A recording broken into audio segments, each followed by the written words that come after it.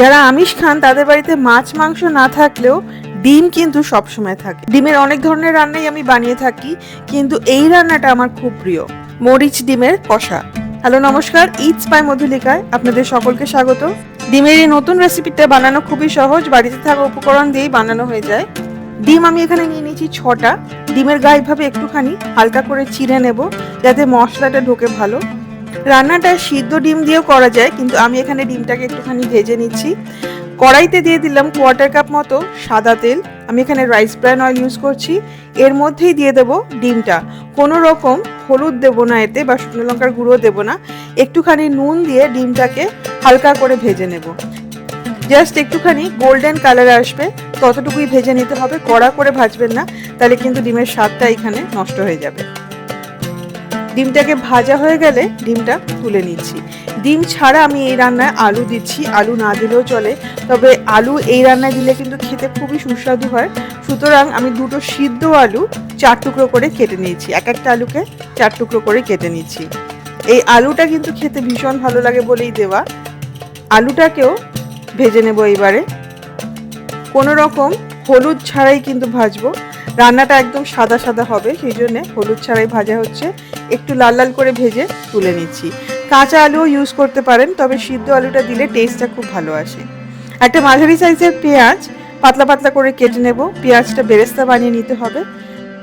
গরম তেলে পেঁয়াজটা দিয়ে মাঝারি থেকে হাই ফ্লেমে ক্রমাগত নেড়ে ভেজে নিতে হবে যতক্ষণ না পেঁয়াজটা লাল লাল হয়ে যায়। ভাজা পেঁয়াজটা তুলে টিস্যু পেপারের উপর রাখলে খুব ভালো হয়, যাতে টিস্যু পেপার তেলটা পুরো শুষে নেয় আর পেঁয়াজটা একদম কড়কড়ে থাকে, ক্রিস্পি থাকে। এইবারে রান্নাটা শুরু করতে হবে।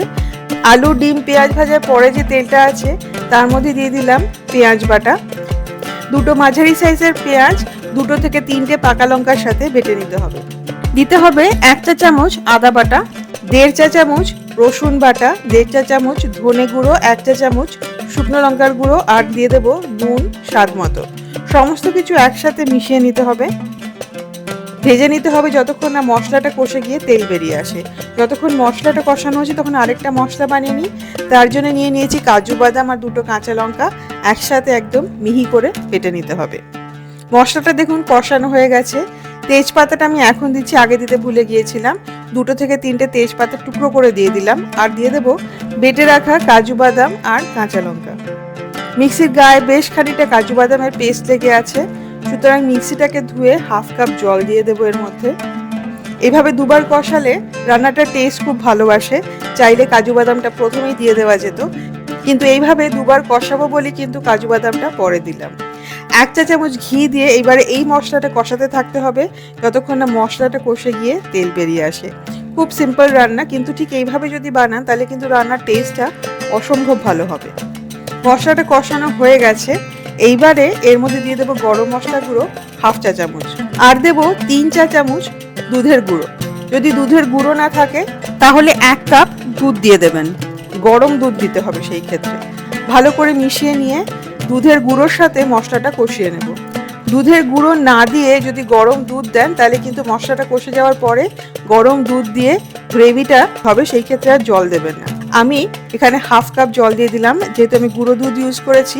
1/2 কাপ জল দিয়ে খুব ভালো করে মিশিয়ে নেব। যখন গ্রেভিটা এইভাবে ফুটতে শুরু করবে তখন এর মধ্যে দিয়ে দেবো ভেজে রাখা ডিম আর আলু। ভালো করে মিশিয়ে নিতে হবে। 1 মিনিট মতো রান্না হয়ে যাওয়ার পরে ডিমটাকে উল্টে দিতে হবে, আর তারপরে ঢেকে রান্না করতে হবে একদম কম আঁচে 4 থেকে 5 মিনিট। মরিচ কষা ডিমে মরিচ অর্থাৎ লঙ্কা 3 ভাবে ব্যবহার হচ্ছে। পাকা লঙ্কা যাচ্ছে পেঁয়াজ বাটার সাথে, কাজু বাদামের সাথে কাঁচা লঙ্কা বাটা, আর গোলমরিচটা একদম লাস্টে দেব। এই কারণেই লাস্টে দেব যাতে ডিমের গ্রেভির রঙটা না নষ্ট হয়ে যায়, আর গোলমরিচের টেস্টটাও যাতে খুব ভালো আসে। লাস্টে দিলে কিন্তু টেস্টটা খুব ভালো আসে। 4 থেকে 5 মিনিট রান্না করার পরে ঢাকা খুলে এর মধ্যে দিয়ে দেবো 1 চা চামচ গোলমরিচ গুঁড়ো। গোলমরিচ গুঁড়োটা একটুখানি আধ ভাঙা হলে খুব ভালো হয়, যদিও আমার কাছে আধ ভাঙা গোলমরিচ আজকে ছিল না, আমি গোলমরিচের গুঁড়োই দিলাম।